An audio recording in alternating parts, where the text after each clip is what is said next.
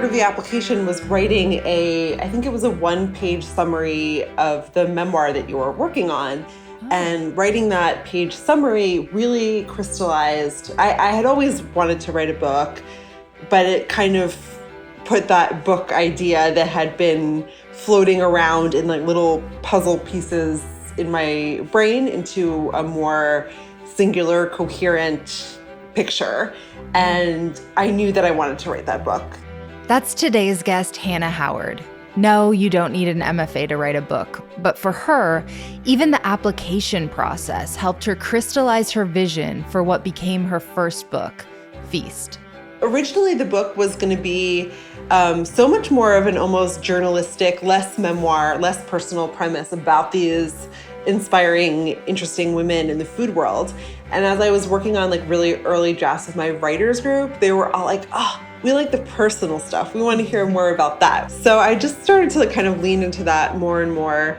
She also shares how her second book evolved into a richer, more relationship-based food memoir. Plus, we discuss her experience in a low-residency MFA, the reactions she's gotten to her writing about ED, how her niche is expanding into parenting, and more in today's episode. There's nothing to writing. All you do is sit down at a typewriter and bleed. Welcome to The Bleeders, a podcast and support group about book writing and publishing. I'm writer and podcaster Courtney Kosak, and each week I'll bring you new conversations with authors, agents, and publishers about how to write and sell books. Hi, my name is Hannah Howard. I'm the author of 2 memoirs, Feast, True Love in and Out of the Kitchen, and Plenty, a memoir of food and family. And I write about food a lot, and I teach food writing classes. So I took Catapult's 12-month essay generator to write the first draft of my essay collection. And at the end of the program, we each got matched with a professional reader to give us notes on our manuscript. Hannah was my reader. I'm so excited to do this. I think there's a real wisdom in that I was matched up with you after having read your books now in their entirety. So I'm really grateful for that. And it like really helped me, not like I was able to process your notes before anyway, but like on a deeper level, I was like, oh, and it gave me some ideas. So anyway, thank you. Cool. That's awesome. I thought so too. Like they did a thoughtful matchmaking with both of us. Yes. So we're going to get into both of your books, but first let's do a quick lightning round. So when did you first identify as a writer? I always identified as a writer. I made my first air quotes book maybe when I could first start to write. You know, I was putting pieces together, and I always felt like there was something magical about books. So when I was in middle school, I had a zine about the adventures that I had with my friends. That's so cute. It was called Power Dreams. And then I got into a program. I went to high school in New Jersey, and I got into this Governor's School for the Arts program for writing. And that's when I felt like my writing was kind of validated by an outside source who said that I was somewhat good at it. And I loved these writing friends that I made that summer. And I loved being able to just be a full nerd and just write and read. Like that made me incredibly happy. So I think those kind of things together really firmed up my identity as a writer. I love that. So when you went to college, did you have that inkling in your mind that like that would maybe be a career that you would pursue, or did you think that was unrealistic as a career? I thought it was unrealistic as a career. I thought it was a love that people had told me, like, oh, if you're a great writer, maybe you could be a lawyer because that involves communication skills, or, you know, ways that you could sort of translate some aspects of writing into something more supposedly practical. I majored in anthropology. I also majored in creative writing, which I was the first, it just became a major at my college. And I was like, oh, I'm going to do it. And the amazing head of the department suggested that everyone also major in something else so that we had something to write about. But I kind of, but I think that that's kind of wise in a way. Like writers always need something to write about. And I've sometimes resented having other jobs that weren't so creative or that weren't so pure, but they've given me so much, sometimes in terms of material or just in terms of way to like exercise my brain in other ways that I think have come back to better and deepen my writing ultimately. That's super wise. And that wound up being true for you too, in the way that your niche developed. Anyway, we'll come back to that. What's your all-time favorite book? Oh my gosh, this question is hard. I really struggle to pare it down to one, but kind of the first book that blew my mind in a sort of adult way was Crime and Punishment, which I read for a psychoanalytic interpretation of literature class. And just like all of the incredible layers of it really blew my mind, even though I haven't revisited it for a while. What's your dream writing routine? Like if you had your druthers, what's the fantasy version? I am a huge coffee shop, sort of ambient noise writer. So I would love to just take my laptop somewhere beautiful and a little like fun and full of some good people watching when my brain needed a break, and camp out and drink a embarrassing number of lattes and write my heart out. I think that's my ideal. Amazing. And juxtaposed against your real writing routine. Unfortunately, my real writing routine has been very hardly existent at all recently since I've had a second baby. I've just been so sleep deprived that when I have some moments to write, everything feels a little fuzzy. But that being said, so when I do get a chance to write, I'll take like any really, if I do have a little bit of focus and clarity and time, I'll do it, whether it's like on my couch, in my bed, I am there. You don't have to wait for the fantasy. You're just digging in. I'll meet it where it comes. Exactly. So quick follow-up on that, because I read in your book that you're like an on and off journaler, which I very much am too. So how do you apply that to your, because you have new babies and I'm sure you have like memories you want to preserve and stuff like that. So what's your current journaling routine? I am the queen of buying, this is my latest, like I'm all about a nice notebook that I like fill up like 4 pages of and then abandon for a new nice notebook with the intentions of filling it to the end.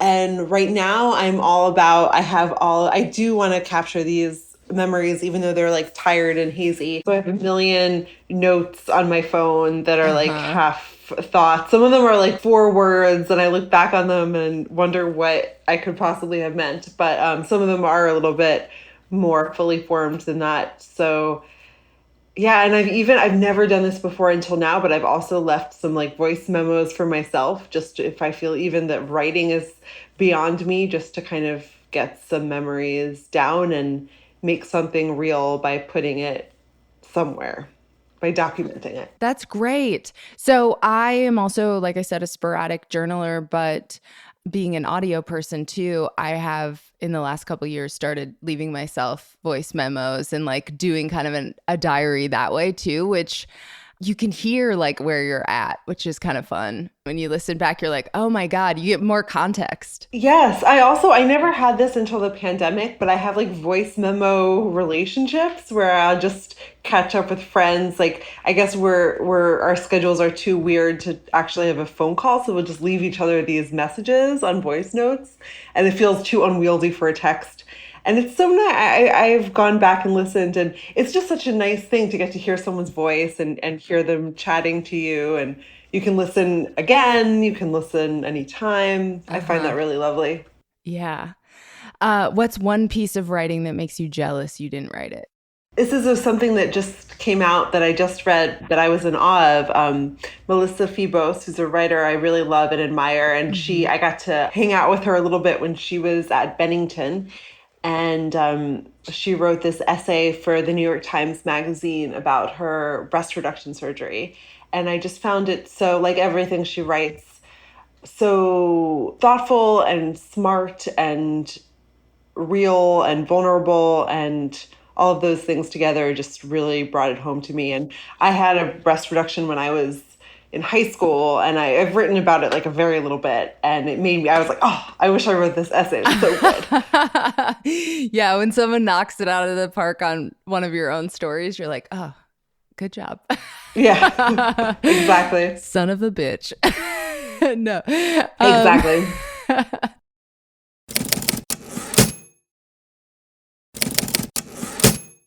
Okay, so we'll dive into the books, but first I want to talk about Bennington for a second, because I know you don't have to have an MFA to write a book, but I would like to unpack like what parts of the experience contributed to your writing process and knowledge of the publishing industry, and I don't know, anything that didn't. Absolutely. So I think I had a kind of unique experience in that I actually received my book deal and my MFA acceptance the same week. So I'm very lucky. I already had a book deal. But the book deal kind of came because I applied to MFA programs the year before and did not get in. But one of the programs I applied to, the Hunter Memoir program, which did not, I called to see what the status was on my application. And they're like, well, we can't tell you yet, but we can tell you that you didn't make our short list and you didn't make our long list. And I was like, oh, fine, I get it. That's rude. Telling me, okay. But, yeah. So no shade at them, but just a little shade at them. But I'm grateful for them because part of the application was writing I think it was a 1-page summary of the memoir that you were working on. Oh. And writing that page summary really crystallized. I had always wanted to write a book, but it kind of put that book idea that had been floating around in like little puzzle pieces in my brain into a more singular, coherent picture. And I knew that I wanted to write that book. I always knew I wanted to write a book, but this was the book that would become Feast, my first book. And I thought, this is the book that I want to write. So that was really, really helpful. And then, publishing is really slow. I had been used to writing for the web where, you write something Tuesday, you edit it Wednesday, it gets published Thursday, and then everyone forgets about it by Friday. Mm-hmm, so this whole process, I think I found my amazing agent through a coworker. He was working in video for a website I was working on. And I discovered he wrote a book about lucid dreaming. And knowing that I wanted to write a book, I was like, oh, tell me everything about the process. How did it go? What'd you do? And he's like, well, you have to if you're going to do it the sort of traditional way, you need an agent. And I think you would really like my agent. And I was like, okay, great. And so he introduced us over email. I sent her this 1-page about my memoir that I had written for Hunter. And she's like, oh, I love this. Send me more. And then I panicked because the more that I had was a total mess of notes and ideas. I certainly didn't have a book proposal. And I asked her what she was hoping for. And she said, just send me everything that you have. And so I did. I sent her this mess. And she ended up signing me and really helping me turn that mess into a book proposal, which took about a year. Nice. And then, so I think that was around 2015. So then in 2016, as we were shopping it, and I was getting so many rejections, many of which were very lovely rejections that would rave about certain things but say no thank you. I finally got an acceptance. And while this was going on, I was working as a copywriter for Marie's Cheese. It was a great job in many ways. I got to eat so much amazing cheese, but I kind of felt like this more of the writing that was in my voice was my side hustle. I would pitch essays and stories here and there. And I really hoped to move that more to the center of my professional life. And so for me, the book was part of that. And the MFA was also part of it. I had considered an MFA for a long time, but kind of thought it's expensive. I don't really need it.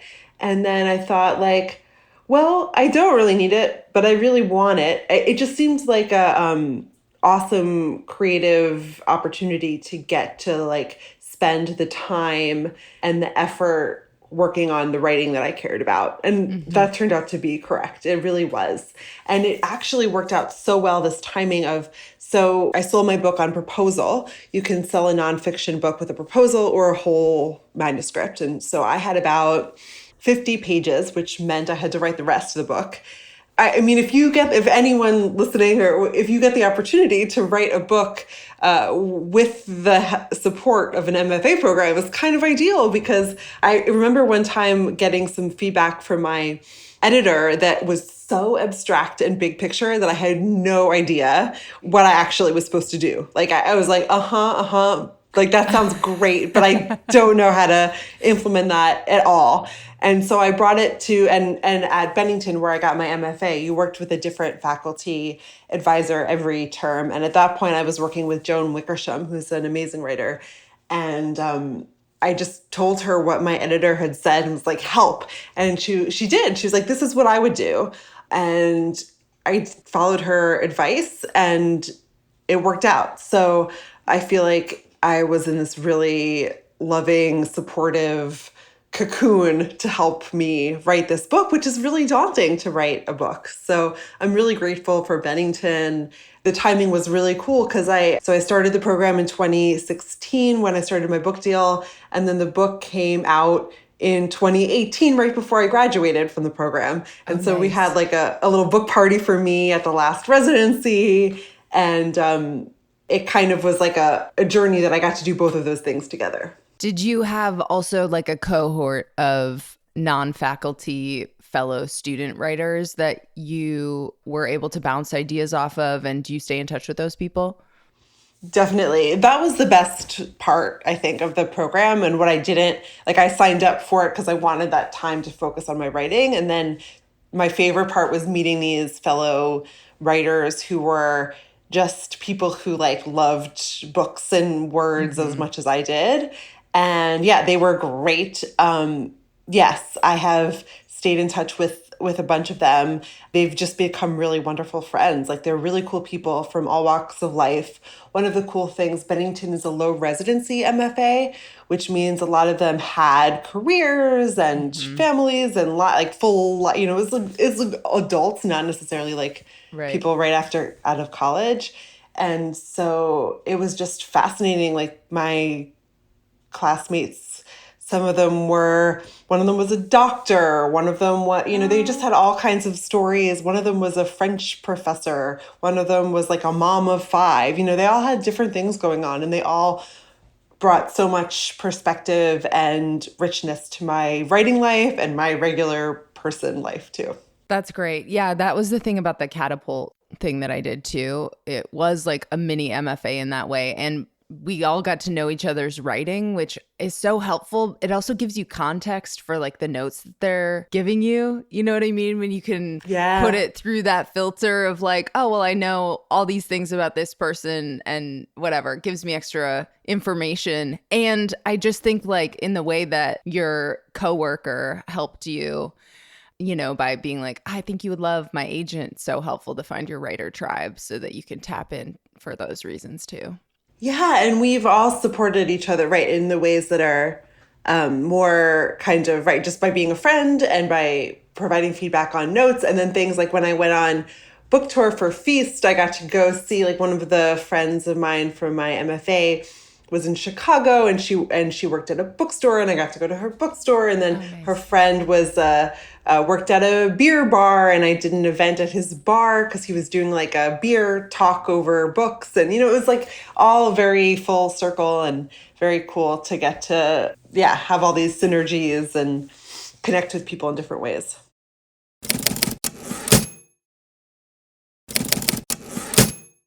Okay, so let's get into Feast. So set everybody up with the premise of that book. Yes, so Feast True Love In and Out of the Kitchen was my first book, and it's a memoir, and it's about my experience working my way through restaurants and falling in love with food while struggling with a pretty brutal eating disorder and recovering from that eating disorder. Yeah, very relatable. So you gave us a little bit about the genesis of the idea, but I guess fill in those gaps in the writing process. So you did a lot of the writing in that MFA program. Like, how long did your first draft take? When did it look like the version you landed on? And then I want to talk editing process. Yeah, it was really intimidating to me. Just like I got this book deal, which was a dream, but then it's like, oh, I have to write a book. I've never written a book before. So in the book proposal, I think writing a book proposal can be such a great exercise because you have to write an outline, and I hate writing an outline. I remember when they like taught you about writing an outline, I don't know, middle school maybe, I would reverse engineer it so that I would like write the essay first and then write my outline because I just don't think, I'm someone who thinks on the page, like I think through writing. So it didn't really make sense for me to write an outline. And I don't think I followed it particularly closely, but it did force me to think through, like, how is this book going to unfold? What is the general arc? What is the general beginning, middle, and end? So let's see. So the book, it starts like the first chapter is my last kind of epic binge in my 20s. And then I go back and the rest of it is pretty much chronological order. I work my way through various like restaurants, boyfriends, and eating disorder phases, and then kind of come out the other side. So for me, the structure was one of the biggest challenges as I was feeling daunted by this big, I think my contract said 60,000 words. I believe Feast is like 75,000 words, which is pretty much like a medium-sized book. Just sounds like a lot of words, 75,000 words. But I was really good at writing 1,000-word essays. So I told myself I just have to write 75 1,000-word essays. And of course, that's not exactly it. That's but a good in hack, some though, ways, mentally. Yeah, exactly. It like really helped me feel like a little like, okay, I can do this. And that was a lot of my process is like 1,000 words chunks. And I just really like started to write. I wrote. And then I did a lot of the lifting of like creating that coherence, creating that like, I think that mysterious challenge of a book where it feels connected and where you like want to keep turning the page. I feel like a lot of that for me happened in editing. I experienced a lot of the writing process is like just kind of diving in and like getting out as much as I could. And it was hard. I wrote about like some really tough times in my life, and I felt like I was in a pretty good place when I was writing. Like I was in a recovery for a while, several years under my belt. I was writing about some really destructive exes, and I was in this really happy relationship that is now with my husband. So like there's a lot of good stuff going on, but I felt like for me to kind of capture the toughness, I had to really like parachute myself into the heart of the very worst, hardest, shittiest moments. And there's like no way around that for me. So it was really hard. Like I started to see a therapist again for the first time in a while. I kind of surprised myself with how, because people ask like, oh, is it healing? Is it cathartic? For me, what did feel healing and cathartic was like came later, the talking about it and kind of like getting it out in the world. That was like, oh. But the doing it was just kind of miserable in a way. But it was like that misery, like it felt good in a way, but it was all a good hurt. Yeah. Yeah. So, okay, when you're like, conjuring up these demons from your past, did you have any methods for tapping into that, or did you just sit with it? You know what I mean? Were you looking through old pictures? Were you looking through old emails, or were you just like, no, I'm going to sit in this stillness and like remember these things I normally try to forget? I think a little bit of both, but more the latter. Like people ask me how did you remember? And I kind of started with those memories that did feel like just really visceral and intense. And like, I couldn't forget them if I tried. But then for me, I do feel like the writing was sort of like a teleporting, like the actual process of sitting there. I mean, I'm not, some people are by hand kind of writers. I have to type because I feel like I'm too slow by hand. So just like in my Word doc, but really like, I thought of the Word doc as like I'm there, we're in my demons, as you said, which is true. And then as the words and sentences and paragraphs built upon themselves, more things would come up, which was really interesting to me. Like the process of writing about them unearthed more memories. Yeah, that was interesting. And I did once in a while kind of poke back into like, did that person say that? Can I find some old email or something? But I think if I know that memory is fallible, but it's a memoir. And so memory is like in the title, right? Totally. And so, yeah. And so I feel like I'm being true to the memory to me means being true to like how it felt and not necessarily like the journalistic integrity of like, yeah. I've gotten a lot better about my perspective about that. But for a while I was be like, is it exact? And it's like, no, it can't be exact. So like nobody was there beside you at the tape recorder. Like there might be instances that you can find and fact check yourself, but that's not usually how it works. And people don't normally expect that.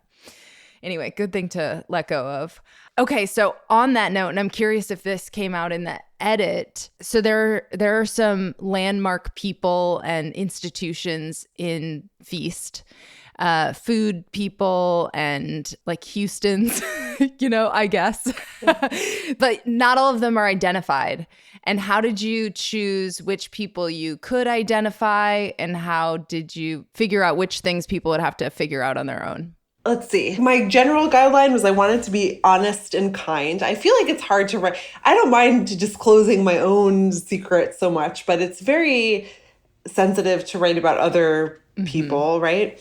There's a legal read that happened that informed a lot, actually. Like I was kind of nervous, like Houston's. One of the reasons I didn't mind mentioning it by name is it's this like big company.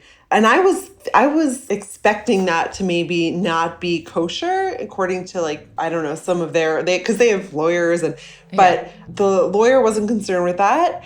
Because most of what I said was pretty like complimentary of Houston's, which I was like, oh, okay, I was pretty miserable, but it wasn't the institution's fault. Right. The things that I had to take out were like, there was I'll just leave it in this broad way. I think that's okay. Like I had written in a draft about an ex-boyfriend's suicide attempt, and that got nixed because I can understand that's like a private thing. Whereas there's another ex, and I talk about his like alcoholism and drug struggles. And I was like, well, how come I can leave that? And the lawyer said that like enough people were privy to that, that it wasn't necessarily privileged. Whereas this suicide attempt was more of like only a small number of people knew about that. And when I was talking to my editor about kind of planning for that, she said, she's an editor and edits nonfiction books and memoir all the time. And she said that even after doing this for years and years, she never really knows like what's going to come up with the legal read. So I'm glad that happened. But I just try, it's really, really hard to like write about other people. And I just really tried my best to like have my own integrity about it, to be as generous, but as truthful as I could muster. And I left it at that. Tell me about the editing process, because in the acknowledgments, there's, I believe, Morgan Parker, and then your editor at Little A also for Feast. So like, what did you tackle in each of those rounds, and how'd they leave their mark? Yeah. So Morgan was my acquiring editor. She's like an amazing poet, and she was working at Little A at the time. And I was really excited to work with her. We knew each other from college, actually.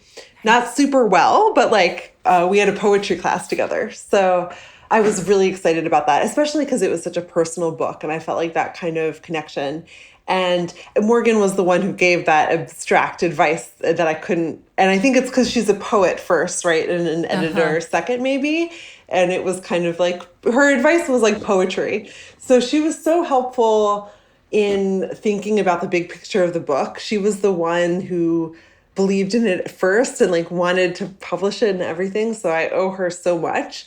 And then I was nervous when she took me to lunch and she told me she was leaving to go pursue her poetry and other writing. And I was really excited for her, but really nervous for me. And then I just ended up with Laura Vanderveer, who was the next editor at Little A, who they hired and paired me with. And I just got so lucky because Laura was an amazing editor and also I think an editor rather than a writer, and just so really adept and knew how to communicate with authors. And I feel like I got really lucky. I got the dream team and like they shaped it together. And she saw me through the second round of edits, the second part of the project, and really kind of polishing and tightening and making like an almost book into an actual book. So you mentioned like you open with this big last binge and then you go back to the beginning and then the rest of it's kind of chronological. So did that come out in the proposal or did you figure that out in the edit, that kind of structure for it? And I have to say, Feast was so helpful because you gave me a note about structure and then seeing it so cleanly done, I was like, yes. I need to do that. That's because I struggled with it. Oh my gosh, I don't remember like where exactly I came. I think I was a Bennington professor who was like, when all else fails, like just chronological order is a brilliant thing. Like that's how we usually tell stories. Like this happened and then that happened and then this happened. So while there are other ways to tell a story for sure, especially if you're writing like essays or something like that, there's a reason it's kind of the first. And I think it often really works. And it really did work for me. And it did take me, I'm not sure like when that light bulb went off that was the right way, but it took me a while. I think I had some other more bouncing around drafts for quite a while. And I felt like that was a big moment in the book coming together because I really struggled with that. Any other big things about Feast that you think are important for people to know or things you learned in the process? I mean, I was really I decided to write a book about my eating disorder largely, which was for so many years like my deepest, darkest secret. And so it was kind of a crazy thing to do in some ways to like take that and then be like, this is the thing that I'm going to share with the world in a really public way. And I was really nervous about what people would think. At that time, I was really building my career as a food writer. Was I going to ruin the whole thing? Because then I would be like, none of those fears materialized at all. I think so often the stuff that is really hard to write about and scary to write about is the juicy, good stuff that is going to move and inspire people. And so that's just my little TED talk. It's like, don't be afraid to go there because I feel like that's what resonated with people. And when people said it made me feel a little less alone, I was so moved because that was what I was trying to do. I was kind of writing for that 18-year-old Hannah who felt incredibly alone and isolated and ashamed. That's great. Would you say it helped with your recovery in its own weird way? Yeah, I think kind of coming out with it did. When I first started to tell people, because it's not really something you talk about, oh yeah, I had an eating disorder. The primary response I got was people saying me too, they also struggled with an eating disorder. So people I never expected, friends, or people would say, oh, my sister did, or, my mom did my whole life, or people, everyone had someone. And at first it was so heartening because it was just that reminder that I'm not alone, which is I knew that reminder. But then it became really depressing. Again, more people have to go through this. So, but I do feel like it's healing to come out with it. It's scary, and it hasn't always been easy. I've had my moments, but in general, I felt that a lot more cathartic than the actual writing.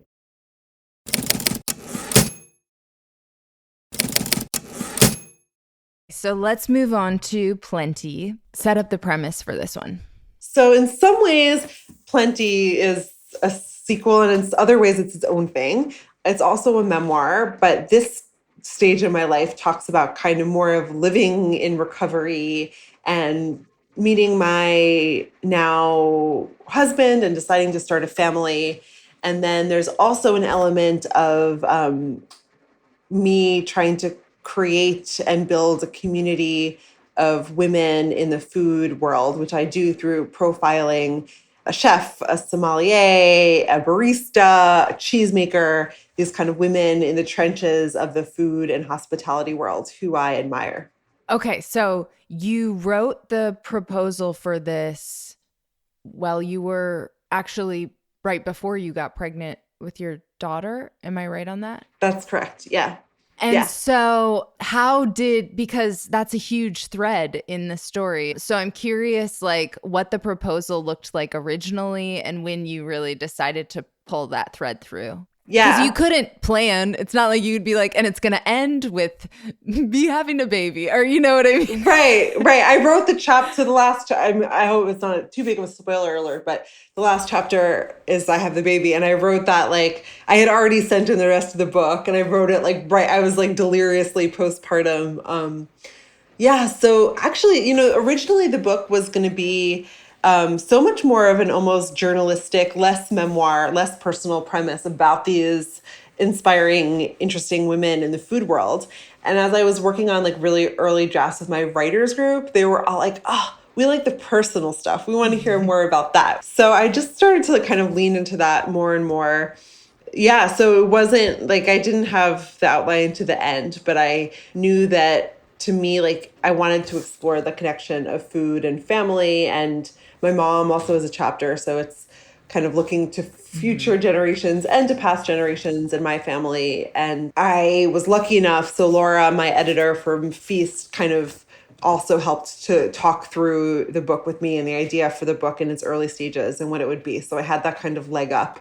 I feel like second books are, I wrote my Bennington MFA thesis about second books because I was like really interested in this idea. And I remember I listened to this podcast with Elizabeth Gilbert then, where she said something, I like wrote it all down because it was so good, that your first book, if you write it when you're 20, 30, 40, 50, 60, doesn't matter. This has been like marinating with you all of those years, all of your life. It's like been a part of you, right? And you've been like processing, and now you're putting it down.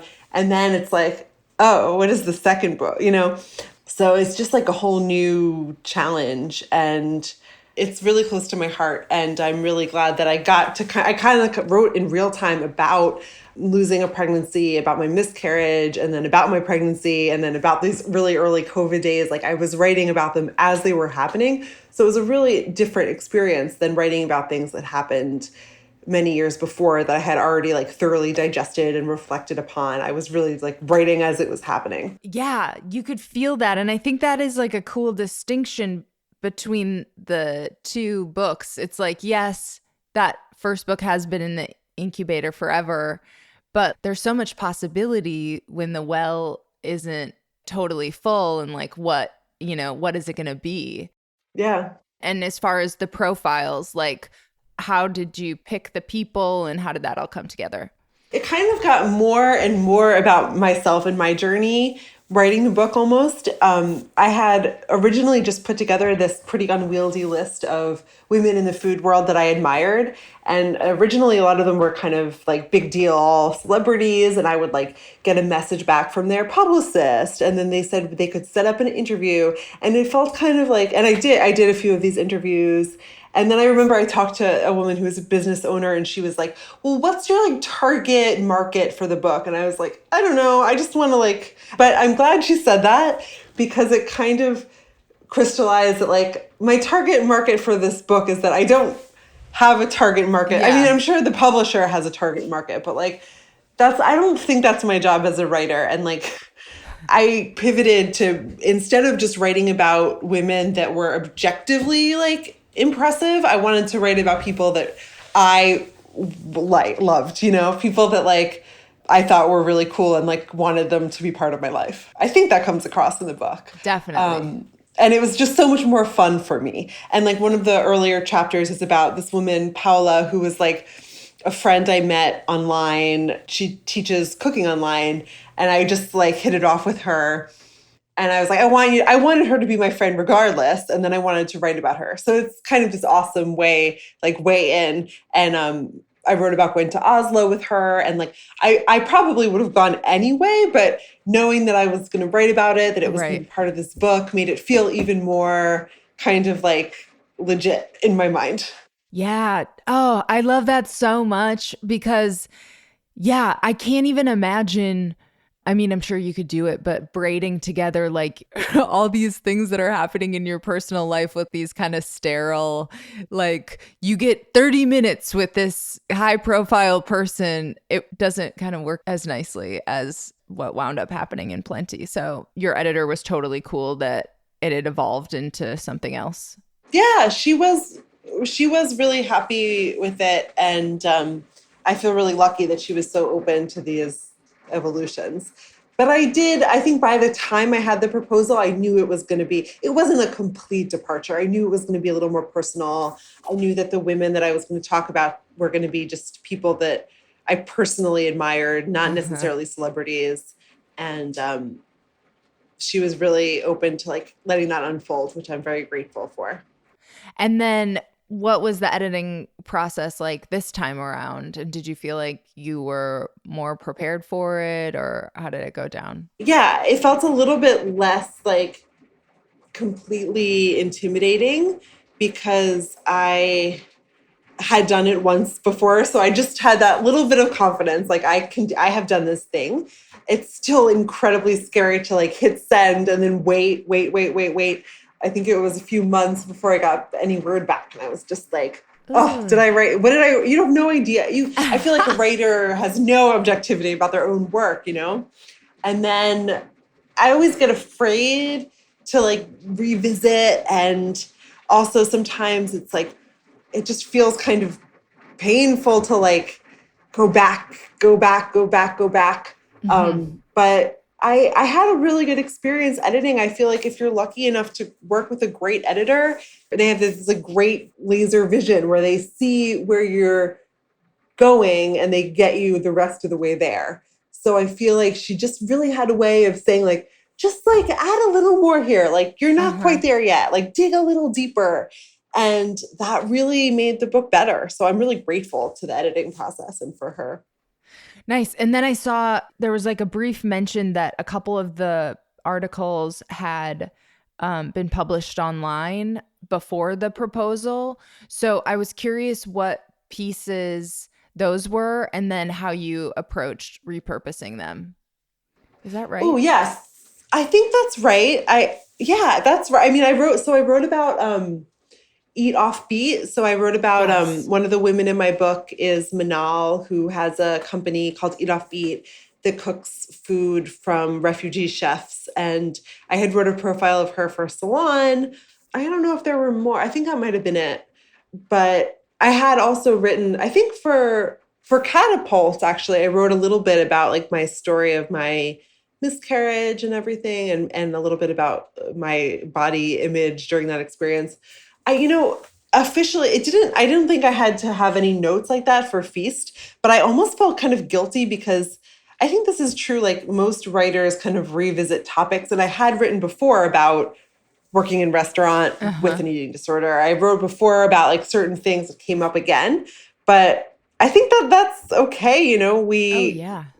And they come up in different contexts and different ways. It's so different when they're part of a book than when it's like a little snippet of a short profile. I mean, I think people sometimes are like afraid if they put something out there that that's it and they cannot like revisit it, or that it's like done. But I don't necessarily think that's true. I think most places are open to the idea that things will get like rewritten or turned into something else. Yeah. And as a reader, I have to say it's delightful for me. Like, Cheryl Strait, I can think of a couple things that she's written about where it'll be like, oh, and then you get another angle on it or like a different perspective on it. And it's awesome.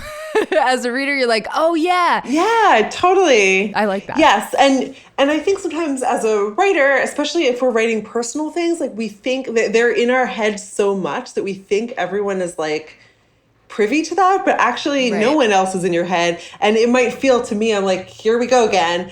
But that doesn't feel that way to someone else. Like they're not there with me. So I have to remind myself of that. It's new to them, even if it's, I think there's some marketing thing about, or advertising thing that you have to see something. I could be wrong on this. 7 times. Is that you have to see something 7 times? I think it's 7 times. Yeah. So if you have to see something 7 times, if you have like a small echo, it's not going to, I think it takes a lot more than that for it to get old.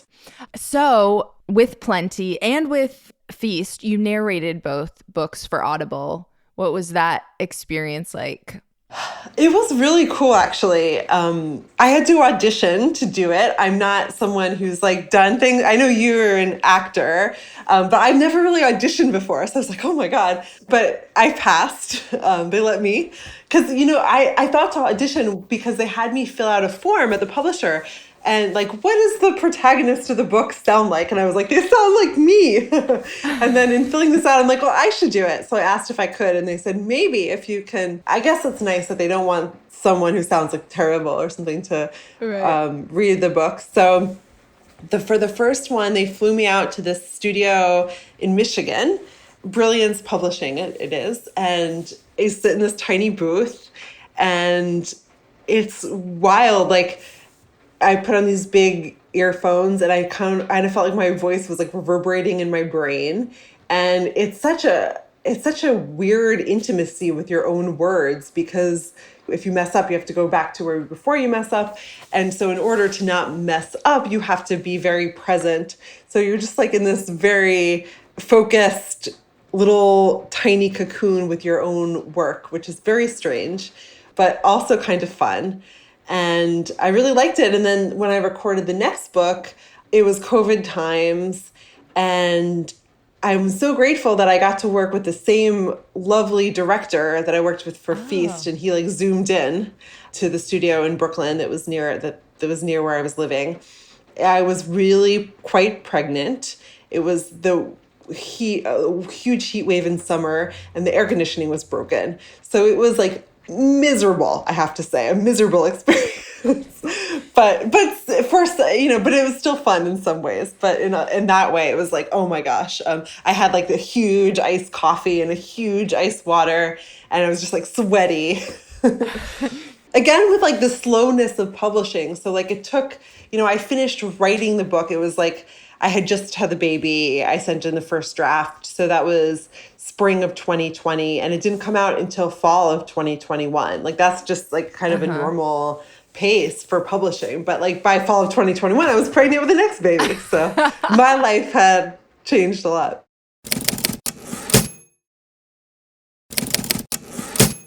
Okay, so what's next for you? And like you've built a brand as a food writer, but that means more than just food. You're writing about people and relationships and stuff too. But what is on your docket? Anything that you can share? And then what's on your bucket list? Yeah, I'm still figuring it out. I feel like, what is the next chapter? I'm the editor-in-chief of parent.com. It's my new day job, and I'm excited about it. Oh, congrats. Yeah, it's like I've been working in the food world for so long, and I will always love food, but parenting is a big part of my life as a new mom. And so it's kind of fun to get to dig into a different topic that also, just like food, touches on so much, touches on culture and bodies and traditions and, just anything, history and parenting too. Like we all have parents. It's just this huge, juicy potential of topics. So I'm enjoying that. And I wrote another book proposal that nobody seems interested in. So about multi-level marketing. If you're a publisher and you want to, that sounds interesting to me. It's just something that I've been fascinated with for so long. And then like the Lula Rich documentary came out, and I just thought it would be a really good book, and I still do, but no publishers think that so far. Hello, publishers. Yeah. But it's still possible that a publisher will think that, and that's okay if not. There's so many stories to tell, and I'm not sure what the next one will be, but I'm excited to see what it is. I mean, I love the process of writing, and I also really have enjoyed the process of like promoting a book. I know some people don't feel that way, but for me, it's like really writing is so solitary, and it's me and the laptop, and it feels really gratifying to be able to like take it out into the world and talk to people, and like I get to talk to you, and that's for me really exciting too. But it's also kind of exciting to like marinate and think about like what are the next things, and brainstorm and be in that early phase where you're not even working yet, you're just dreaming. So that's kind of where I'm at right now. I love that. And any like bucket list writing goals? Or just keep doing it? Yeah, keep doing it. I mean, I feel so lucky that I get to write books. I would like to write something for the New Yorker one day. That's kind of a big dream of mine. Nice. Yeah. Yeah. And now for the postscript segment, just a few final words of advice that you can put in your pocket and take for the road. So what's one piece of writing advice you wish you could give your former self? To just keep writing. As hard as it is, it gets easier. Sometimes you just have to like sit there and type and do the thing. Some of it will be amazing, some of it will be garbage, but all of it will be worthwhile. That's good. One tip for writers trying to get a book published? I think keep talking to writers who have gotten a book published. I feel like having those kind of people just a few steps in front of me on the path was really helpful to ask for advice and what it was like. I think people can be weirdly secretive about it. So I like to not be secretive and share about my experience. So if you can find some people who are open in that way, that's great. And I think it's the same thing as kind of any like artistic endeavor where you're putting yourself out there, is like, just don't let the rejections go get you down. I know it's 1,000 times easier said than done because they hurt every time, but like, just don't let them stop you. You'll have to find the right moment, the right person. And sometimes there's just like luck and timing, but it will happen if you keep at it. Nice. What's your all-time favorite piece of your own writing? I think it's my last book. It's plenty. I feel, I don't know if that is a book too long for a piece, but I feel pretty proud of it. I highly recommend picking up a copy of Hannah's food memoirs, Feast and Plenty. Hannah also teaches writing classes, and I can tell you from experience, she gives very thoughtful notes. So look her up online for more info. My website is hannahhoward.nyc, and you can find more of my writing there and upcoming classes and everything. Thank you so much for doing this. This is such a good Thank you combo. for having me. I'm so excited. That's it for this edition of The Bleeders. If you missed the last episode with Amanda McNeil talking about her work in progress, make sure to go back and check it out. Here's a little preview. I just sat on it. And I think that actually ended up being really good because now the material has some distance. So when I read it, I kind of forget that like I wrote a lot of it. It feels like a different person wrote it. So I can really be more objective with myself and be like, well, this is boring, or like, I'm just less attached to the material, and I'm able to have a more critical eye, I think, towards it. I'm so glad you joined me for this episode of The Bleeders. Writing is so much better with friends. I'm your host, Courtney Kosak. Let's connect on social media. I am at Courtney Kosak, Kosak, on Twitter and Instagram. And make sure you're signed up for the Bleeders Companion Substack. The link is in the episode description. And I hope you'll join me on Tuesday. It's going to be our first edition of Chapped with poet Bridget Bianca. In the meantime, happy bleeding!